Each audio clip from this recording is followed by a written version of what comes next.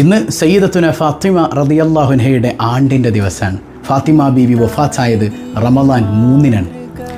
ആ ഫാത്തിമ ബീവിയെക്കുറിച്ച് നമ്മൾ ഒരുപാട് പാടാറുണ്ട് അല്ലേ? അഴകുള്ള ഫാത്തിമ, അരുമപ്പു ഫാത്തിമ. അഴകുള്ള ഫാത്തിമ എന്ന് പറയുമ്പോൾ നമ്മുടെ മനസ്സിലേക്ക് വരണത് എന്താ? ഓഹ്, ദ ബ്യൂട്ടി ക്വീൻ ഫാത്തിമ റളിയല്ലാഹു അൻഹ. ആ ഒരു പ്രത്യക്ഷത്തിലുള്ള ശാരീരികമായ അഴകിലേക്കാണ് നമ്മൾ ചിന്തിക്കണത്. എന്നാൽ ഫാത്തിമ ബീവിയുടെ അഴകെന്താ? ശാരീരികമായ അഴകുണ്ട്, അത് മുത്ത് ഹബീബിൻ്റെ മോളല്ലേ സല്ലല്ലാഹു അലൈഹി വസല്ലം. പക്ഷെ അവിടുത്തെ അഴകെന്താണ്? അവിടുത്തെ മനസ്സിൻ്റെ അഴകാണ്, അവിടുത്തെ ജീവിതത്തിൻ്റെ അഴകാണ്, അവിടുത്തെ നഫ്സിൻ്റെ അഴകാണ്, അവിടുത്തെ റൂഹിൻ്റെ അഴകാണ് സയ്യിദത്തുന ഫാത്തിമ റളിയല്ലാഹു അൻഹ. ആയിഷ ബീവി പറയാൻ, മുത്തുനബി സല്ലല്ലാഹു അലൈഹി വസല്ലം തങ്ങൾ വഫാത്തായപ്പോഴേ ഞങ്ങളിങ്ങനെ ഫാത്തിമയിലേക്ക് നോക്കും.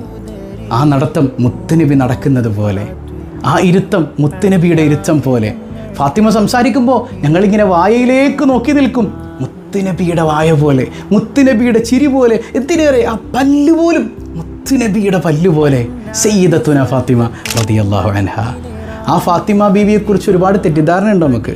അതായത് അലിയാരും ഫാത്തിമ ബീവിയൊക്കെ ഇങ്ങനെ പ്രണയിച്ച് നടക്കായിരുന്നു എന്നാണ് നമ്മുടെ ഒരു തോട്ട് അല്ലേ? പ്രണയ വിവാഹത്തിനൊക്കെ സപ്പോർട്ട് ചെയ്തുകൊണ്ട് നമ്മൾ പറയുമ്പോൾ, പ്രണയിച്ച് ഇങ്ങനെ ഒരുപാട് കാലം നടക്കുമ്പോൾ അലിയും ഫാത്തിമയും പ്രണയിച്ചില്ലേ? അതല്ലാ, ആ പറച്ചിൽ പോലും തെറ്റാണ്. കാരണം അലിയാരും ഫാത്തിമയും പ്രണയിച്ചത് കല്യാണത്തിന് മുൻപല്ല. കല്യാണത്തിന് മുൻപ് ഫാത്തിമ ബീവിയെ കണ്ടിട്ട് പോലുമില്ല സയ്യിദുന അലി റളിയല്ലാഹു അൻഹു.